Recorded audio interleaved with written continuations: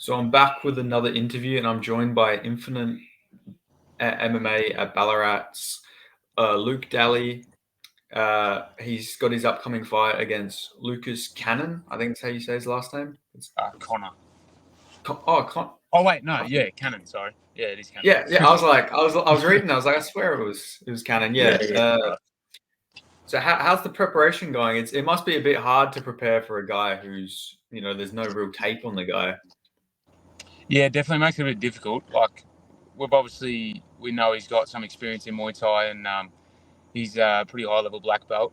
But yeah, it's obviously being a debut guy on MMA, he's got really no footage to go off. But yeah, we know he's a southpaw and dangerous black belt. So yeah, we've got a game plan in place. So yeah.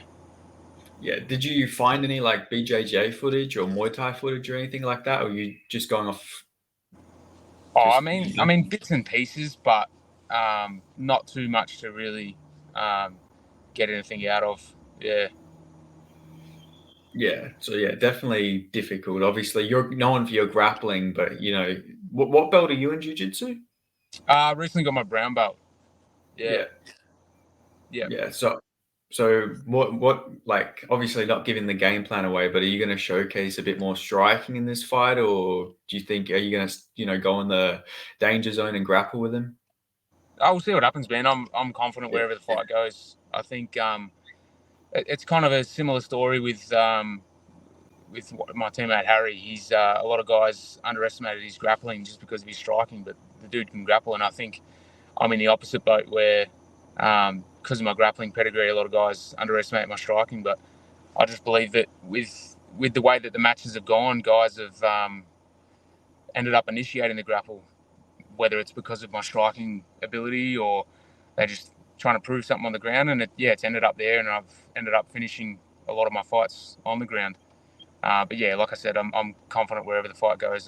I'm confident in my skills, whether it's stand up, wrestling, jiu-jitsu. Yeah, it doesn't really matter to me. Yeah, I did go like do a deep dive on some of your fights, and I love the elbows you were throwing in your fights. That was a really like tomahawk. They're like tomahawk elbows, I think. Yeah. No, I've really found a home for the elbows. Once I started implementing them as a pro. Um, it doesn't quite feel as nice to get hit by them, but definitely nice once you start landing some elbows. It's definitely satisfying. Yeah, definitely. And you started your amateur career, I believe, in 2016, right? Yeah, I think it was around then, 2016. Yeah, it was weirdly enough, it was on uh, the Arnold Classic. They ran like an MMA event, and me and one of my old teammates made our debuts on that show. So yeah. Yeah, I was curious about that because I did see that like the Arnold Classic. That's like the bodybuilding, right? Yeah. It was just random. I don't even know if they've done it again, but it's they ran like a MMA. They did like boxing and like a jiu-jitsu event even. Yeah, it was real random, but yeah, it was a pretty cool show. Like ran well, and there was a lot of guys made their debuts and stuff on there. So yeah, Yeah. Was Arnie there himself or nah?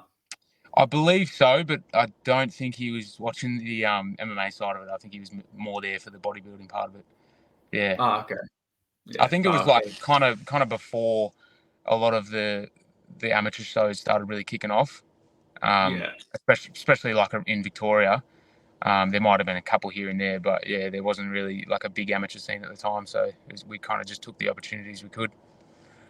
Yeah, definitely. What got you into like competing and training in general? Well, training in general, I kind of fell into MMA by accident. I went like ever since I was a kid, I had a massive interest in joining the army. So since I was a kid, I wanted to join the army, and then actually tried to join the army when I was around 17 and a half, 18, around there, and went through with the assessment interview and stuff. And they were basically just like, I didn't really have enough life experience, hadn't lived out of home or anything. So they were just like, oh, go live out of home, get some fitness under your belt, and come back. But yeah, I think I've told this story once or twice, but I was just kind of looking around Ballarat for any kind of boxing or kickboxing gyms just for some fitness, and it was something that I was always interested in. I loved watching MMA and stuff, but didn't think there was MMA gyms in Ballarat. But yeah, came across Infinite randomly with my brother. We both joined up. He had family and stuff, so he had other commitments. But yeah, really enjoyed it. Just still for the first probably 6 months at least, didn't really have any intention of competing. But a couple of my coaches, like John, obviously came up to me and asked me if I had any interest in competing. And yeah, again, said no, not really. But they kind of made me aware that they thought I had potential. So I was like, oh, why not? I'll give it a go. It's something new. I can give it a try. And yeah, basically, the rest is history, as they say. I kind of just fell in love with it and got addicted, really. Yeah, and started having success, obviously. And once you start winning and stuff, that feeling's like no other. So just kind of, yeah, stuck with it, and here we are. Yeah, it's a lot of the fighters I've spoken to, they say it's like a curse. It's like the fighter's curse. Once you do it, you can't fucking stop. Oh yeah, and there's no way you can even replicate the feeling of winning an MMA fight, especially with the consequence being getting like finished or losing in front of your friends and family. It's yeah, there's like the highest of highs and lowest of lows. Yeah, absolutely. And yeah, speaking of like the highest of highs, obviously you're coming off a pretty good win over Kobe Porter. Uh, the commentary, they were saying there's like some bad blood there or something like that. What was that about? Yeah, I think they were just going off of like when we both kind of walked out. From my end, there wasn't really any bad blood, but I guess both of us trying to get into that mindset. Once we were walking out and in the cage, we kind of were eyeing each other off a little bit. So I think they just read into that a little bit. But yeah, especially from my end, there wasn't really any bad blood. I had no bad intentions, like in terms of like I didn't not like the dude. But yeah, just getting into that right mindset to fight. Obviously, yeah, I'm not gonna be friends with a dude I'm about to punch in the face. So Yeah. I was confused about it because I went and watched like your face off with him, and you two shook hands, and you two like seemed pretty cordial. So yeah, I was pretty confused about the commentary. yeah, there wasn't any like we didn't even say any words to each other. Literally just shook hands, faced off, and walked off. Like I said, like when you're trying to get into that mindset, you're I'm not one to try and be friends with someone I'm about to fight. So I'm always Yeah. pretty respectful, but also it's like we're not friends, we're about to fight. So yeah, I'm not sure where they got that from. Like I said, I think they just read into the way we're looking at each other or something like that, maybe. Yeah. Yeah, but yeah, that was a good performance as well. Obviously, I'm pretty sure that put your name on the map because maybe some people, I guess, didn't watch Demolition. Like even Harry Webb, when he made his debut on Eternal, like Ben Vickers said, like I'd never actually heard of Harry before, and now everybody knows Harry. Obviously, so, yeah, I feel like Demolition was just a bit underrated. Yeah, definitely. Obviously, with it being the main show that we fought on, it was kind of weird to us that no one really knew Harry or myself. But yeah, like I guess obviously, yeah, all those guys from Eternal and stuff, they're all up in Queensland and Perth and stuff like that. So it makes sense from when you look at it from their perspective. But yeah, no, it was a real good. I definitely came into that fight trying to make a statement and try and get my name out there. Like I said in my post-fight interview, I knew there was a lot of people doubting me, and just for the simple fact that not many people knew my name. I don't do much shit talking. I'm not one to I don't have like a crazy personality or anything. So yeah, not many people knew my name coming into that fight, and definitely a lot of people would have doubted me with Kobe having the rise that he was having at the time. He had a lot of backing, and they were hyping him up a lot. So yeah, definitely came in there with something to prove, and definitely felt like I somewhat did that. There's always things I'm going to pick out of the performance, but overall, I think it was definitely a good performance to at least put my name in there with the best guys in the lightweight division. Yeah, definitely. And yeah, he was a really good guy, obviously. He beat Nam Stevens. And if you look at Nam's only lost to Harry, Tom Nolan, and Quillan Sourguild. So like, two guys who UFC level guys, one in the UFC. So like, yeah, you can't really that's a pretty fucking good win in my opinion.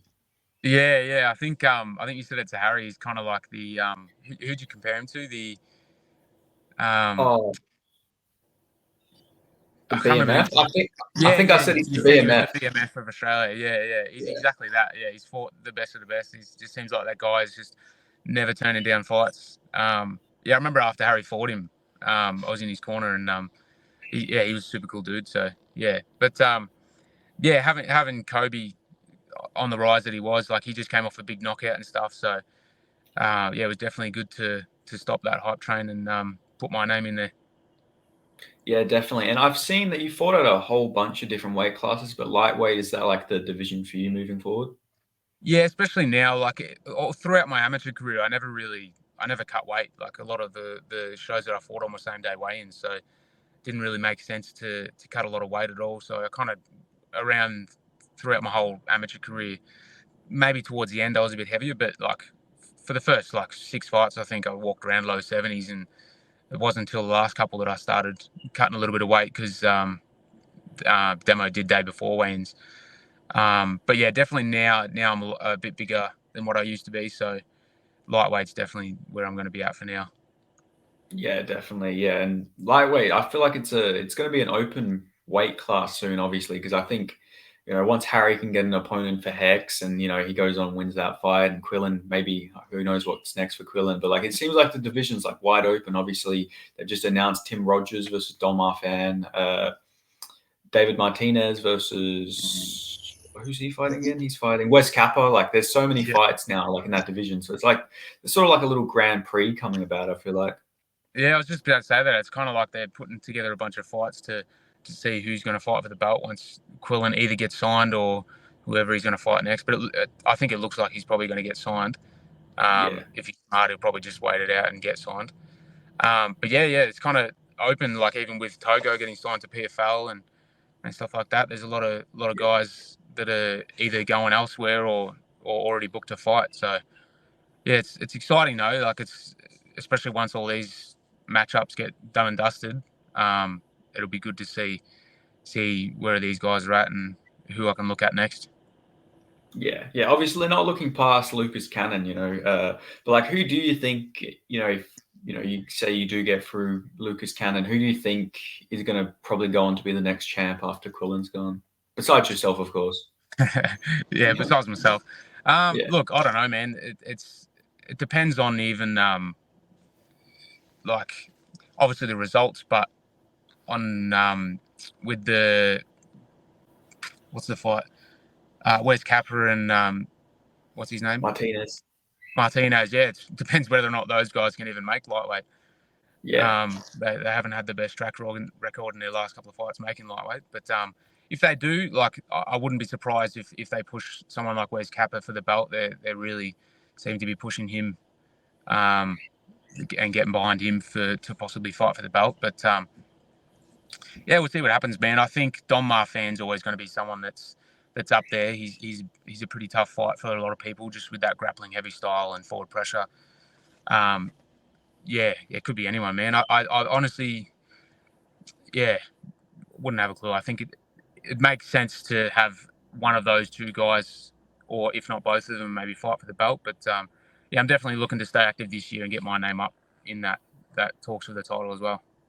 yeah, definitely. Is there any, obviously your teammates, but with how hard it is for Harry to seem to get an opponent, would you would you fight him? Obviously, I'm joking, but like, it seems like it's fucking getting to that point where they're gonna have to start looking at Oh, teammates again. man, it's ridiculous. Like, I fight the dude every Friday, and that's bad enough. Like, it's if I'm looking at it from the outside, it kind of makes sense because he's a scary dude. Like, the dude's putting guys' lights out and just making Yeah, it look easy. But man, like, if you're looking to get to the UFC and you really want to like test yourself to see if you're ready for that next level, you got to be fighting guys like that. Like, what do they think they're going to get to the UFC and be fighting easier guys? Like, those are the guys they're going to be fighting in the UFC. Like, guys that are yeah, just as good, with just as much KO power, or like they're going to have crazy pedigrees in other areas. Like, you'd rather, like me and Harry always say this, like you'd rather get caught out in the Australian scene and the local scene than get to the UFC and shit the bed like some guys do. Like, you get guys that I feel like a lot of the guys in the Australian scene, well, not a lot, but there's definitely a few guys that they just want easy fights against big name guys to kind of pad their record to get to the UFC. But it's like, you'll get there and you'll shit the bed because it's gonna be a shock to the system with the level of talent that's there. So, and good example is Harry taking on Beata in his last fight, and he made the yeah. point. He's like, I'd rather test myself here against the best guys to prove whether or not I'm ready to get there. And if not, it's experience. So yeah, I think it's a silly thing that all these guys are turning down this fight. It's like, how can you, like, for example, both me and Harry had struggles finding fights as amateurs for a string there. Once we turned pro, wasn't as hard, but then it's gone backwards for Harry. It's like he's Yeah. got the belt, and then all of a sudden he can't get a fight. It's ridiculous. Like, you'd think guys would be chopping at the bit to get the belt to get to that next level.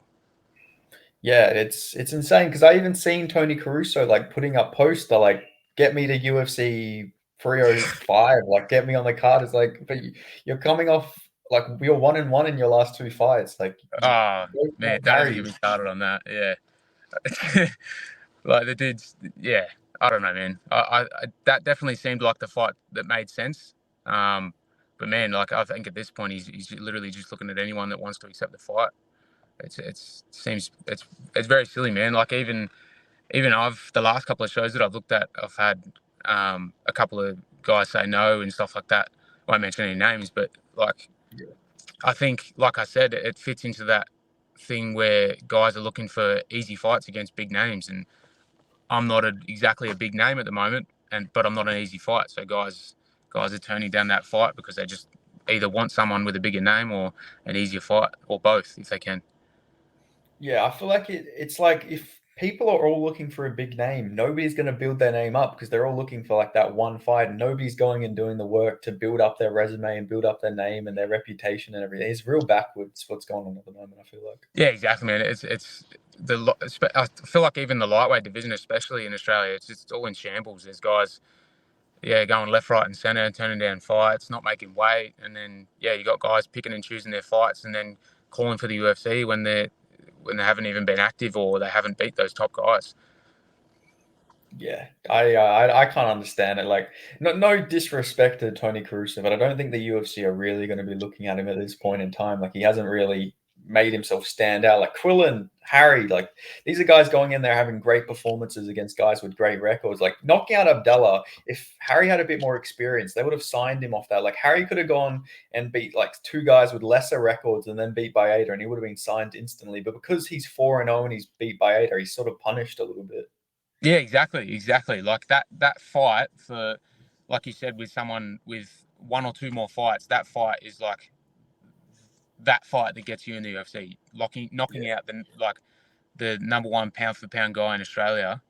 That's a massive statement. But yeah, like you said, it's kind of in a sticky situation where he's only 4-0, but like you look at who he's beat and how easy he's making it look.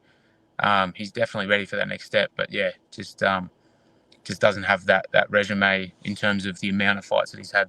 Yeah. Which I feel like they should take account his like large amateur career, but it just doesn't seem like the UFC does that, unfortunately.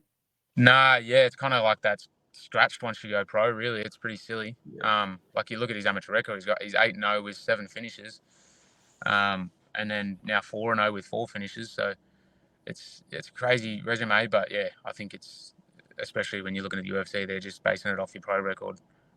Yeah.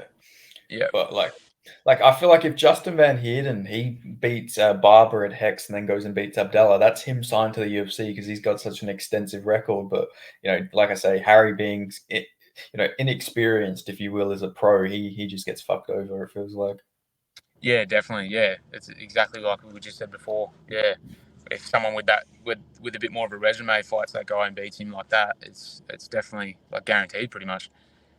Yeah, but yeah, I don't know. That's just it feels like that's just the way the lightweight division's going at the moment. You beat the toughest guy, the number one guy, and now it's like, oh fuck, don't nobody's gonna want to risk their record for that now. It feels like. Yeah, it's crazy, man. Like I said, there's so many. It seems like there's so many guys in Australia just kind of, not everyone obviously, but there's definitely a lot of guys there just seem to be picking and choosing their fights, trying to do it like the smart way. But Yeah, like yeah, you're gonna get found out when you get to the UFC anyway. It's like what's your goal to get to the UFC, or is it like to have success in the UFC? Because if you want to have success there, you want to be tested in Australia before you get there. Like I said, like if you haven't been tested, like truly tested against the best guys, you're going to get there and shit the bed because you're fighting the best of the best. Yeah, exactly. It reminds me of a guy who was in the UFC. His name was Kasain Ashkabov. He was like a Chechen guy. He was like 27 and 0, no, like 24 and 0 or something like that. And he immediately gets 30-27 in his debut by like a guy with not like a stellar record. And because all of the guys he beat were negative record guys, horrible record guys. It's like, Yeah, yeah, you can get to the UFC, but you're not actually testing yourself there. So like, yeah, what's the exactly. point? Yeah, just like I said, it just seems like a lot of guys just want to get there to be able to say that they got there, but that they don't seem to have any goals beyond that in terms of having actual success there. Yeah, absolutely. I wanted to ask, what's the story behind your nickname? Is that like, is that just your nickname in general, or was there some like Dustin Poirier inspiration, or? No, well, it was kind of just randomly given to me by my coach. Like we were just jokingly tossing up names, and he threw that one out there, and it kind of just stuck, and it works well obviously with my last name. So um, yeah, like I obviously love Dustin Poirier, but yeah, it's not like I saw Yeah, his name and was like, yeah, I want that name. yeah, Yeah, it was just jokingly thrown out there. I think his description was like the way where I grew up and stuff. I was kind of like a diamond out of the rough or something like that. Yeah, yeah. That was John Campbell, right? Yeah, yeah, yeah. yeah, Yeah. yeah, yeah. I love the memes he posts. By the way, he's got a good meme game. Oh man, with the amount of stuff that not only did he post, but like the banter that goes on in the gym, we could have our own reality show. That he's so funny. He just throws shade at everyone. Just, like yeah, it's not like he picks and chooses who he roasts online. It's just like everyone can get it. He's not afraid to call everyone out on their bullshit. Yeah, nah, I love that. He sort of reminds me a bit of Joe Lopez, Yeah, Yeah, yeah, got that. definitely. Yeah, he's not one to shy away from calling people out on their bullshit. Yeah. Yeah. Does it prepare you for like having to deal with trash talk like from opponents having him in like the gym?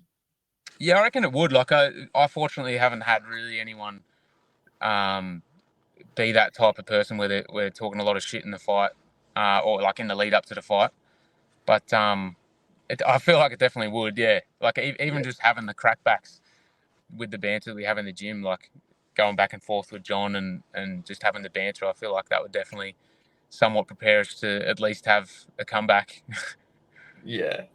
Yeah, Yeah. definitely. If you ever fight like, if you get to the UFC, you ever fight like a guy like Bobby Green who's going to be talking in the cage with you, you fight somebody like that, it would always be good to have like a coach who's, talking smack to you while you're training for sure.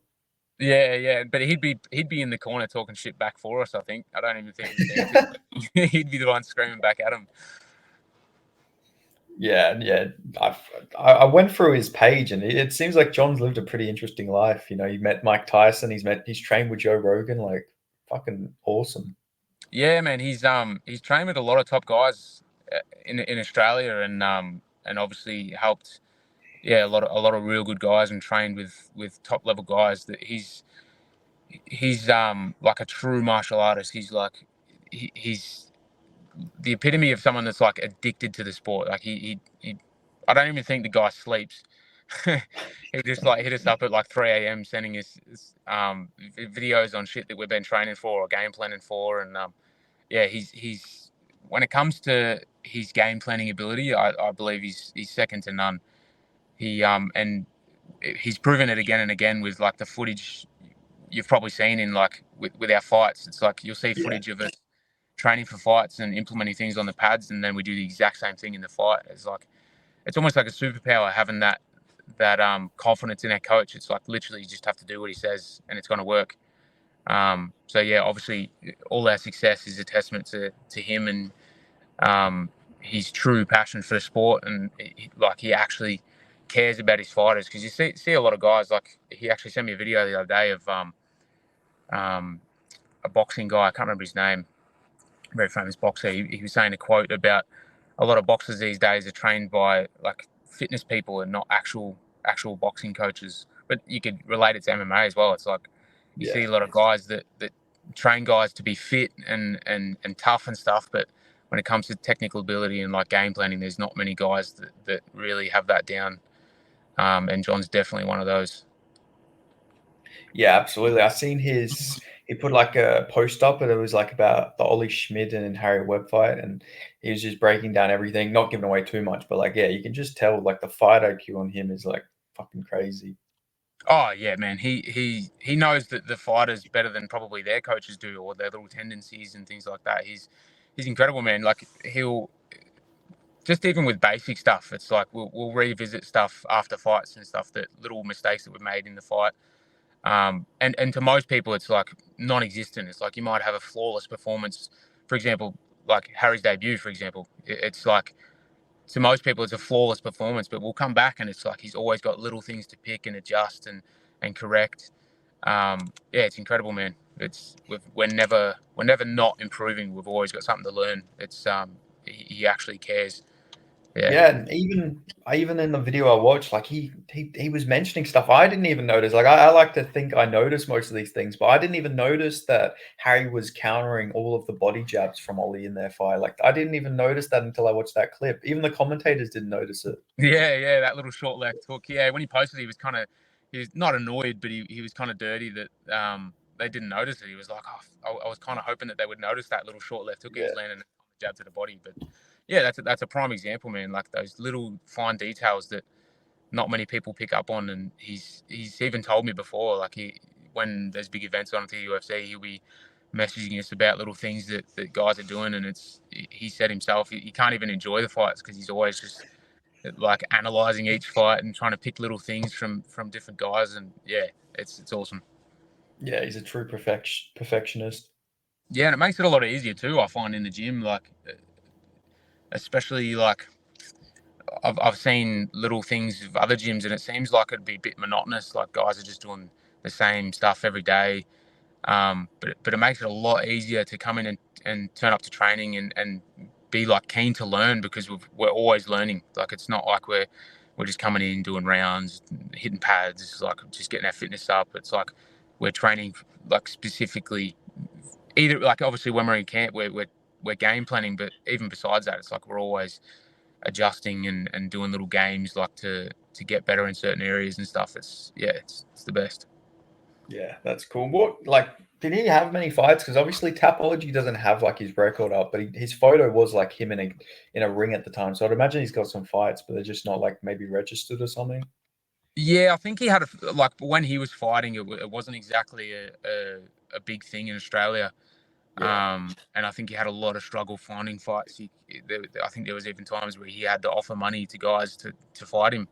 I think he's got a very big background in Muay Thai and kickboxing. Yeah. And then obviously he's a high level black belt in jiu-jitsu. So yeah, he's definitely had a lot of fights. Just I think they're very hard to come across in terms of footage and stuff. Yeah, yeah, that's like Chael Sonnen said that like back in the day when he was fighting, he has 10 more fights that aren't even on his record. So I'd imagine it's like, especially for Australia, I'd imagine like they weren't registering all the fights. Like even today, if you look at like some of the fighters who have fought on Eternal, they're not even on their amateur record, some of them. So it's like there's probably so many more fights people don't even know about on records. Oh yeah, of course, definitely, yeah. Especially in the early days, it's like it wasn't really a big thing. Not many people knew about MMA. And like I said, like he struggled real bad to get fights because it wasn't really a thing that people were doing. The one that comes to mind, the main one that comes to mind, is one that he had to fight a guy that was like freaking 20 kilos heavier than him. Just because there was not really another option. And he ended up submitting a guy with the Kimura or something, I think. Yeah, Fuck. yeah. What weight class was he like normally? Oh, I can't think of the top of my head. It was in the 70s maybe, or like I think he mentioned that he might have fought high 60s or something like that.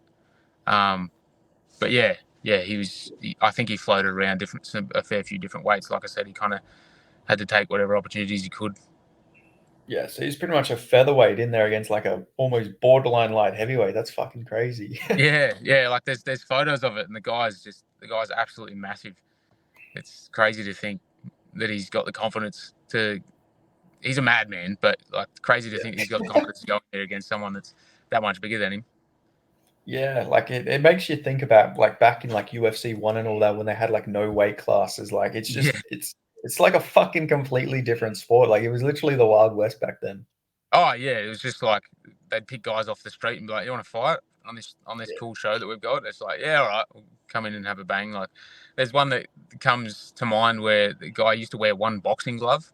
Like, it was just a Yeah, that circus, was you know? Art Jimison. Yeah. Yeah. Like, it was a complete circus back then, but there was still some ripper fights. But yeah, it was an absolute circus back then. Do you know the story of why that guy only fought with one glove? Nah, I don't actually. So he fought with one glove because he had like a boxing tournament that was like a month away and he didn't want to break his good hand. So he wore a glove on so he didn't punch with he didn't want to break the good hand. So he wore a one glove and then, yeah, he just easily got submitted by Hoist Gracie anyway. Yeah. Oh, I suppose, yeah, different priorities. Like that, he was probably just jumping in there. Oh, I'll give it a go. He's probably getting a good Yeah. paycheck at the time, but yeah.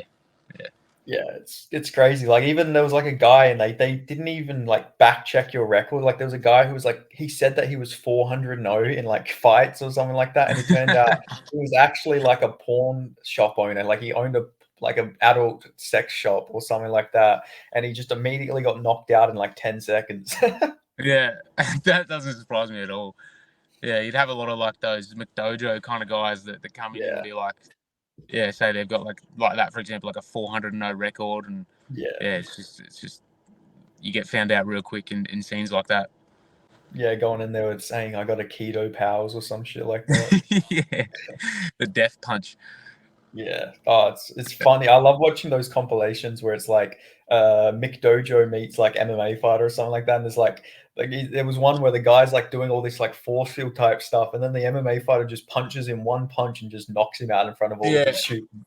Oh, I love seeing those videos too. John, speaking of John again, he's always sending me stuff like that. Guys just getting towed up in the gym after like saying that they're fucking 300-0 in on the streets and stuff, and they come in an MMA gym and just get cracked, and they're just like, actually, I don't want to fight anymore.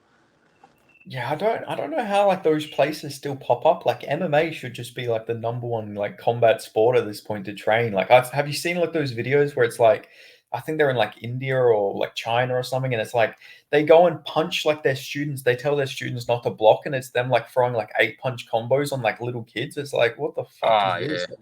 Yeah, it's like crazy. It's like I don't understand it either. It's like, especially in today's day and age with how popular MMA is, it's like you'd think those people would see it and be like, oh, maybe what this guy's teaching me is bullshit. Like, I shouldn't let him. Yeah. Like that. Those videos are crazy. Like, it was like they're conditioning their chin or something, and they're just letting them punch them in the head. Yeah, and they're doing it to like kids. It's insane. Yeah, it's like that's literally like fucking speed running CTE before you're even an adult. Like, what's the point in that? Yeah, their brain's not even fully developed, and they're getting punched in the head. Yeah. No, it never makes sense to me, and it also doesn't make sense. Like, are the parents not seeing this? Like, if he's filming this, like, surely they're like posting it to the gyms, like Instagram or something like that, so they could see it. Like, yeah, whether it's freaking parents don't care or the coach or whoever he is probably just fed him some bullshit lies and sounds like he's smart using big words or something. yeah, probably when they get like the parents to sign the contracts, he probably gets like one of those hypnotized things. He's like, "You will let me cause a bunch of bodily harm to your children and not give a fuck with someone like that." Like, I don't know how they get away with it. It's completely delusion. That's all it is. It's crazy to me, even crazy to us, obviously. But I don't know what's going on over there. Yeah, so you've only ever been at Infinite, right? Just with John Campbell. Yeah. I never really had any. Like, I did like a month of jiu-jitsu at another gym in the gi, and it wasn't really my thing. But yeah, I've always only been at Infinite. I haven't really trained anywhere else. Yeah, because you guys don't, you do no gi jiu-jitsu at Infinite. I think Harry said that. Yeah. Yeah. I think there's been a few times we've had guys come in that have previously trained in the gi, and they've kind of had their own little thing where we've definitely touched on the gi here and there. But once we established ourselves in the MMA scene, even as amateurs, it kind of just went out the window because it's just not really applicable when it comes to MMA. It just makes sense to stick to no-gi. Yeah. Yeah, absolutely. Like, I feel like that's just the best base for jiu-jitsu if you're going to use it in MMA, because I think I said all of this to Harry, but it's like you can't really like. There's no benefit to training the gi if you're going to fight an MMA, because in the gi you're using the fucking choking them with the gi, you can hold on to the gi. Like, it's just so much better to do it no gi. Yeah, definitely. Like it doesn't make sense. Like the sweeps aren't the same. It's like if you go from no gi to gi, all the stuff in no gi will work in gi, but you can't do it the other way around. Yeah, yeah, exactly. Like that's just the perfect way. Like I don't know. I just see it as in if you're gonna train self defense like jujitsu, you're not gonna go and ask someone, "Hey, can you put this gi on for a second so I can choke the life out of you?" Like it's just not gonna work that way. Yeah, and some of them have the reasoning of like, oh, what if they've got a hoodie on? Then you can use the hoodie. It's like Yeah, not everyone's wearing a hoodie, especially if it's like yeah, warm. You're not going to just find everyone wearing a hoodie. Yeah, it's very silly. yeah, yeah. I agree, but I don't know. I guess some people they I guess they like the whole traditional like martial arts thing to it, but I feel like a lot of people are just training to be able to defend themselves. So like a lot of them aren't following that like Yuri Prohaska, like Bushido code type thing. Yeah, yeah, for sure. Yeah, there's definitely still that scene. Like there's plenty of different martial arts that are very traditional and they follow. They're set in their ways. They believe that theirs is the best. But I mean, MMA is obviously proven to be the number one in terms of self defense when it comes to like an actual street fight. Yeah. Yeah. Yeah, absolutely. Like even with like, taekwondo, karate, like a lot of them don't even allow leg kicks. So it's like you're really nullifying like not being able to do anything. Like you're just really like your striking is even just one dimensional on it. Yeah, for sure. Yeah, it's just limiting yourself. Yeah, it's like if you're I mean, there's definitely an advantage to having some experience in at least a martial art, something like Yeah. maybe some, but something like yeah, taekwondo or karate or something. There's definitely you're better off having that than nothing. Um, but yeah, like if whether or not say you're a freaking karate black belt and you've had like hundreds of competitions, it's like if you come against a jiu-jitsu black belt, they're just going to do whatever they want to you and you can't do anything about it. Yeah, exactly. Yeah, I love watching karate guys in MMA. Obviously, Harry, Seb Soleil. Like, there's a lot of good like karate-based guys on the scene, and it's just a real fun style to watch. But like, obviously, if you're just a one-dimensional karate guy with no MMA background, that's a little different. Yeah, for sure. If you can implement it well and like adapt it to the sport of MMA, it's definitely useful. Like you see a lot of guys having a lot of success with yeah, something for example, yeah, the karate style, like yeah, Conor McGregor and the guys you just named in the Australian scene, like Harry and that Soleil guy, like yeah, it's definitely applicable if you can adapt it well. But if you're stuck in your ways and you kind of try and stick to that traditional style, it's yeah, it's you're just limiting yourself and forcing yourself into a little box of that one dimensional style. Yeah, absolutely. Do you have any like favorite fighters to watch? Like just in general, like UFC, not UFC, just anything like that? Favorite current fighters is probably yeah Poirier and Holloway. Holloway's Yeah, been one of my favorites for a long time. I even remember on his come up. I think he was on like a couple of fight win streak, and I remember my coach John messaging me and being like, keep an eye on this guy, and then he just goes on like 11 fight win streak and wins the belt, and now he's obviously arguably one of the goats of that division. So yeah, yeah, those two are probably my favorite. My favorite of all time is GSP, but I kind of think yeah. that's a bit of a cliche answer, but like you can't go wrong with GSP. Yeah, Yeah, no, I love GSP as well. He, in my opinion, is the GOAT, just like not, taking out the drugs and everything. Like people who have tested positive, John Jones, Anderson Silva, and all that. I feel like he's the guy. Like, yeah, just, he did everything clean. At least, he didn't get caught. So, yeah, I got to rate him the best. yeah, for sure. For me, it's between him and Demetrius Johnson. Feel like Yeah, DJ. and DJ. If he was yeah, if he was part of the scene now, I feel like he would be a lot even more massive than what he was back then. I feel like it's just at the time that division wasn't as exciting as it is now, or the sport wasn't as popular as it is. So he didn't get the hype and stuff that he deserved. But yeah, for me, him and GSP are the two for me at the top. Yeah, I feel like a lot of people just didn't respect him because he's small, which is like you actually need to be more skilled for those smaller weight classes. You can't just go in there and power punch your way to victory like a Yeah, heavyweight. Like I feel like that's a lot of the reason why DJ didn't get the respect. Now that he's gone, everyone respects him, but at the time, he's pretty disrespected. yeah, for sure. It's always the way though. Like even with things with like famous people, like no one will really know who they are, and then they die or something like that, and everyone's like, oh, this guy was actually incredible. But Yeah, it's yeah, similar situation. Obviously, he has not died, but he's gone to a different promotion, and now everyone's like, oh, he's actually now we're thinking that he's actually one of the best ever. Yeah, definitely. And like, especially look how like long he was at the top of that division, because like, so Cejudo only had one defense. I mean, he did leave the division, but like then you had Moreno going back and forth with Ficky for the belt. Now you got Pantoja as champ. Like the belt's just going like it's like a revolving door. But when DJ was at the top, it was just DJ. Yeah, he was literally just he made it look easy. And I feel like even if he came back now, he'd wipe the floor with some of those top guys. Yeah, for sure. I think he said he can never make like 125 ever again though, which is unfortunate because it's like obviously one's got that whole hydration thing where he gets to weigh like 135 for the fights and all that. But Yeah. I would love to see him versus like Pantoja or something like that.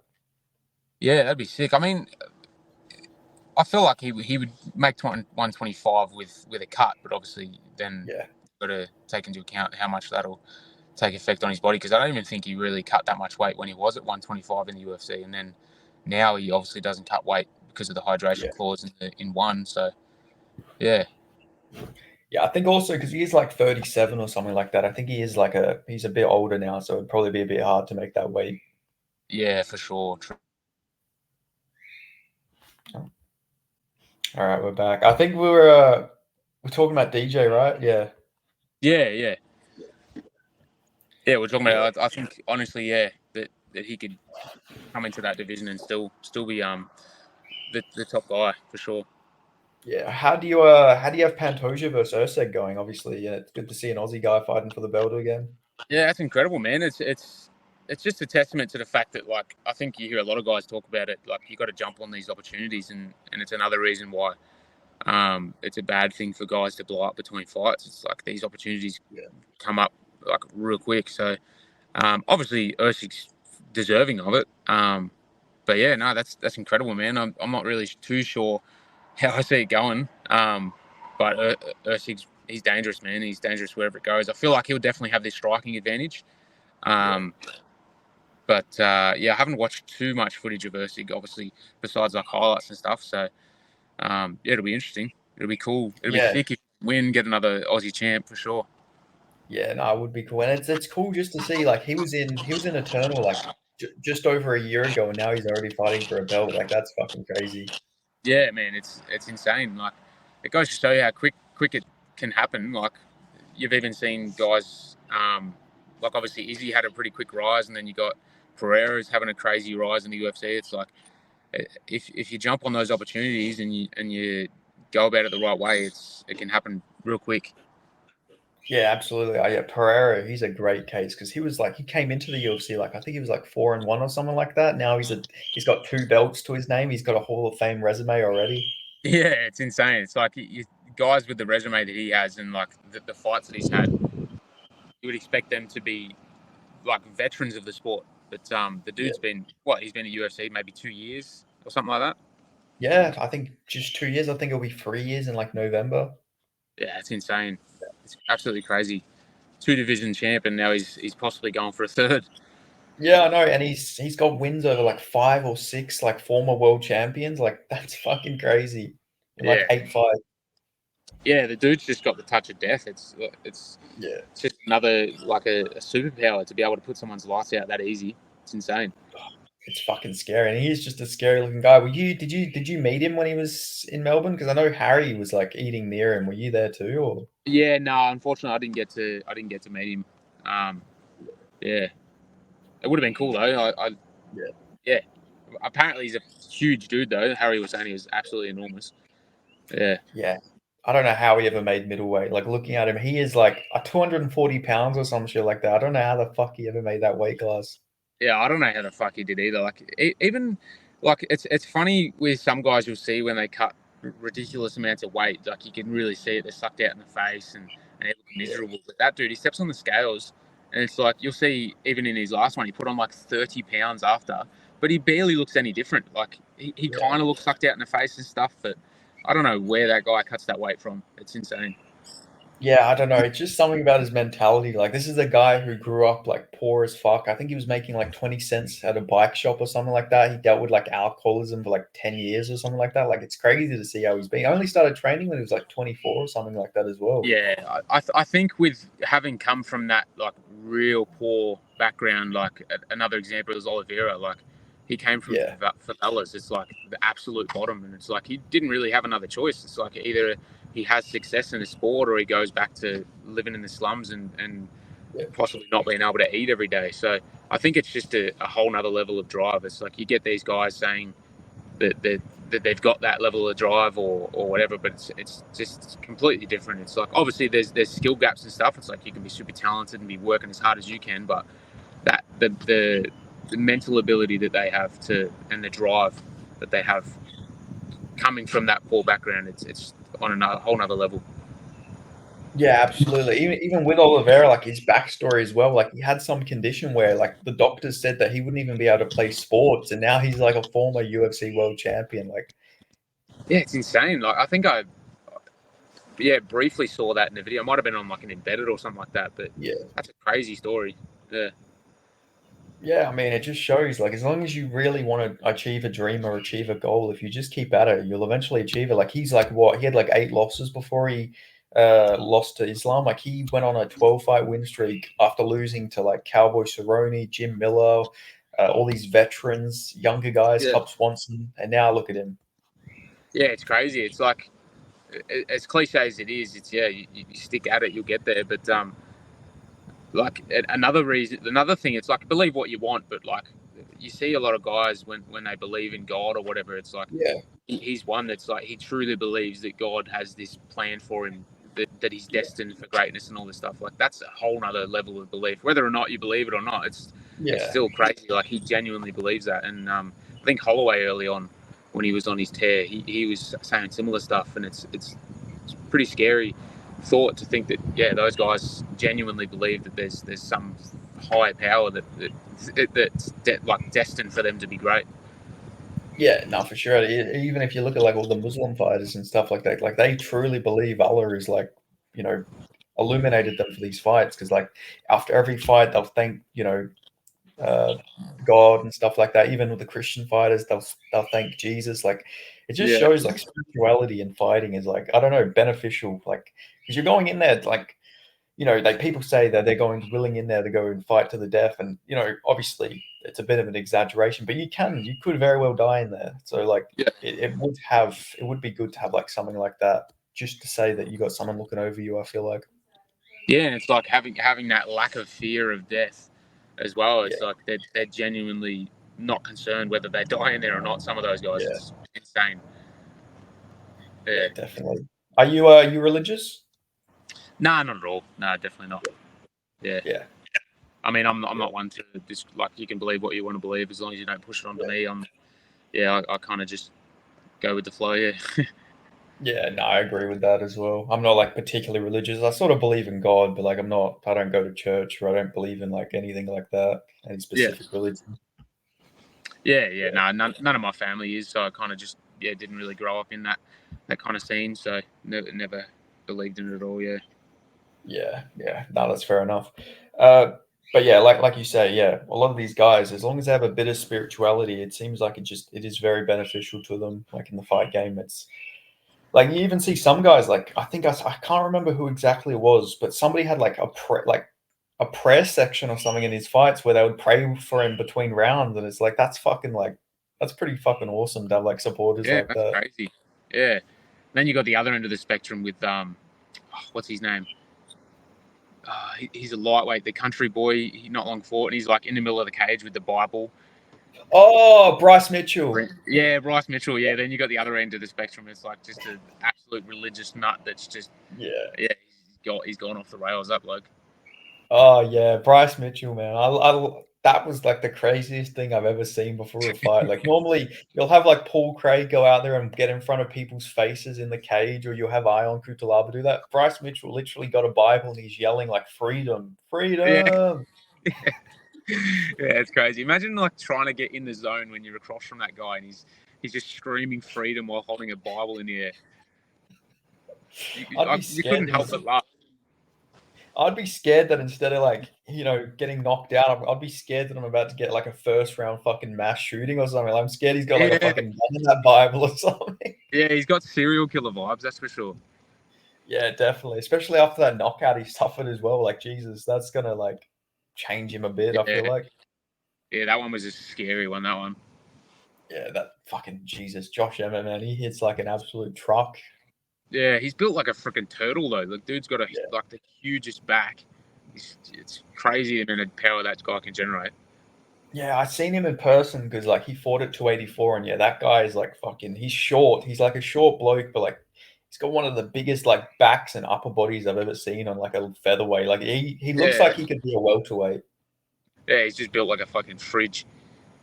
Yeah, you see a lot of those like it seems like short, stocky guys though. It seems like a good base for like those lower weight classes. Like obviously with Vulcan guys like that. Yeah, I was about to say the featherweight division seems to be the division where a lot of guys like that have success, where they're short and stockier. Yeah, for sure. Yeah, it's the short king division, I guess.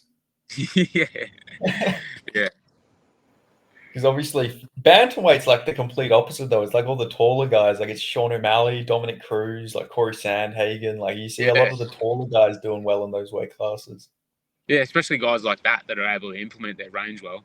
Like Yeah, there's no point in being a tall fighter if you fight like a short guy, which you see a lot. Like you see guys that just want to stand and bang, but it's like if you just stay on the outside and use your range, you tear guys apart with how long you are. Especially like someone like Sean O'Malley. Yeah, yeah. It's like Tom Nolan. Like he's such a long rangey guy, but he like just goes in the pocket and starts like brawling with people. Like yeah, it's insane.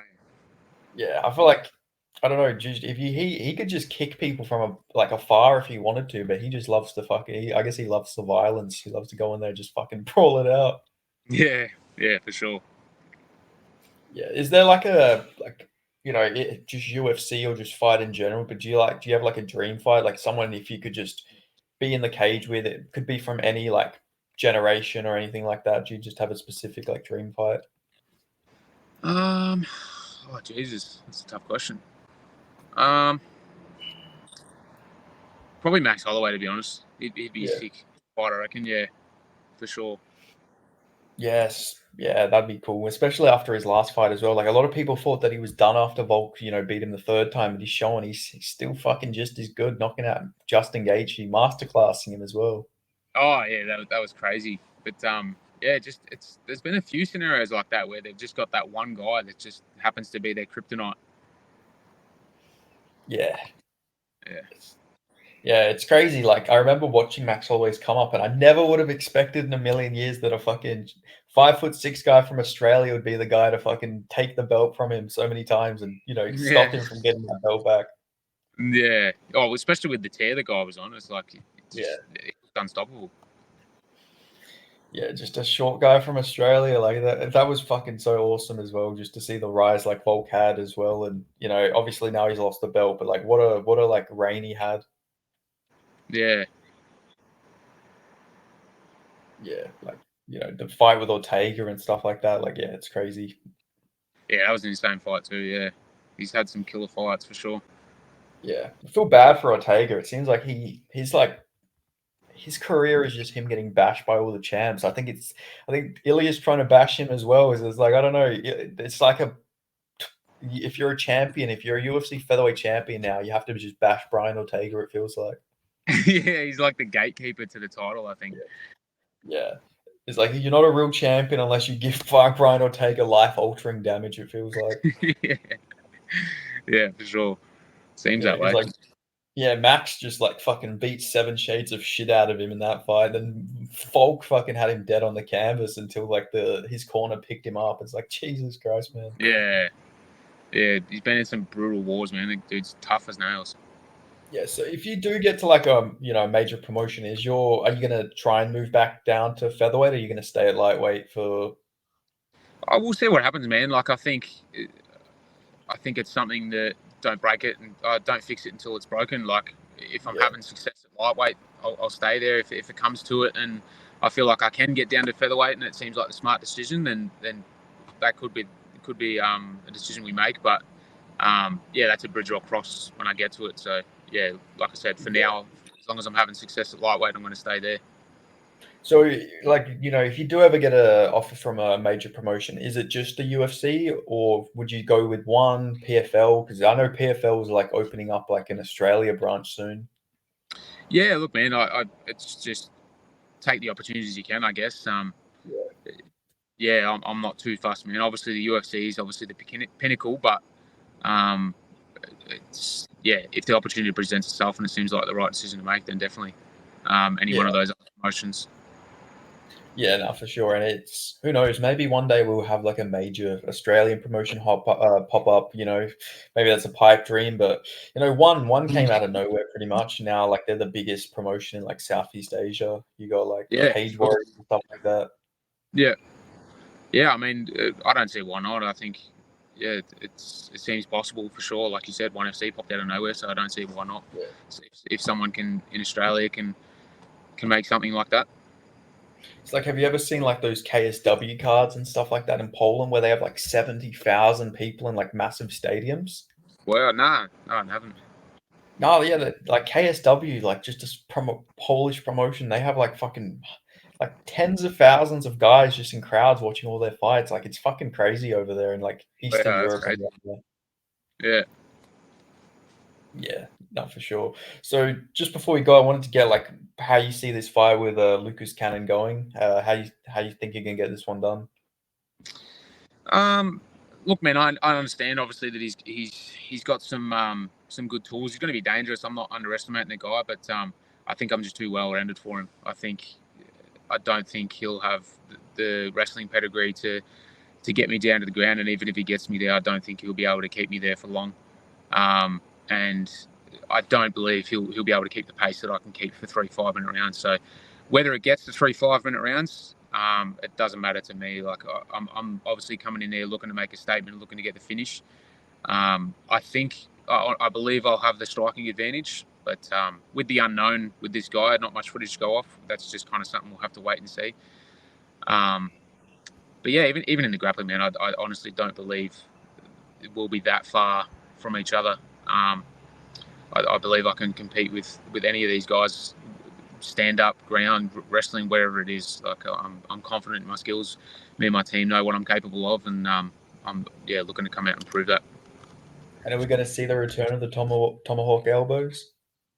Hopefully, we'll wait and see. If it presents itself, for sure. Yeah, I'm definitely looking to cut the guy open. Like I said, I love using those elbows. So definitely, if I can, I will. Yeah, no, I love to watch him. Yeah, it's just, I feel like it's a unused technique. Not many people use it, but it's beautiful when people use it. Like, it's fucking awesome to see. Yeah, for sure. You see it a lot of the clinch, but yeah, you don't see many guys utilizing it well at range and closing the distance. Yeah. Yeah. Yeah, no, they're beautiful. Do you actually, before I go, like, do you know how old is Lucas Cannon? Do you know his age or anything like that? Not specifically. I think he's maybe 25 or something like that. Like mid to low 20s. Yeah, like 24, 25 or something like that. Yeah. Yeah. I feel like it is just weird not to know much about this guy. Like, no amateur fights or anything like that. Like, it's crazy. You don't really see that nowadays. Yeah, it's definitely a strange one, but like I said, we had a couple of guys turn down the fight, and he was the first one to accept. So it was like either take this fight or risk the possibility of not fighting at all. So yeah, we jumped on it. Yeah, no, exactly. I feel like it's worth just like being active. Like, I mean, yeah, like like we were talking about Harry before, because he wanted to beat Baeta, now he might not even get to be active. So you got to take as many fights as you can get, really. For sure. Yeah. Yeah, man. I feel like, fighting all these guys, it can't be too much worse than what you got to deal with training with Harry all them Fridays. Oh, for sure, man. Like, even some of the sessions we have in the gym, I'm more scared of those than I am the actual fight. So the fight's the fun part. Yeah. Do you like when he does get to the UFC? I'd imagine you see him like having like just a massive amount of success when he gets there. For sure, man. He's a superstar. He's one of a kind, man. He's that very rare mix of when hard work meets talent. It's like the guy's gifted and talented in a lot of areas, but he works like he's not. He outworks everyone. Yeah. Do you have like a dream fight to see Harry in? Because I think I asked him who his dream fight is, but who would your like dream fight be to watch Harry fight in the UFC? In the UFC,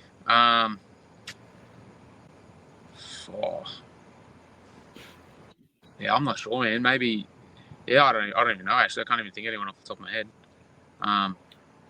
Who'd he say?